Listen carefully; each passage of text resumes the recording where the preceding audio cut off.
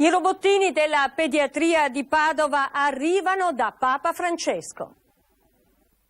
Pediatria dell'ospedale Ha citato la pediatria dell'udienza, ha detto, ha ringraziato e presentato l'equipe della pediatria che era in prima fila. Papa Francesco saluta la pediatria di Padova nell'udienza di oggi dedicata alla robotica apostolica. In prima fila la pediatra padovana Beatrice Della Barba e l'ingegnere Roberto Mancini, il creatore di Pepper, il robottino che aiuta i bambini malati ad affrontare le terapie più dolorose. Primo caso in Italia. È nata per la prima volta in Italia questa cosa di utilizzare i robottini per aiutare i bambini a non soffrire.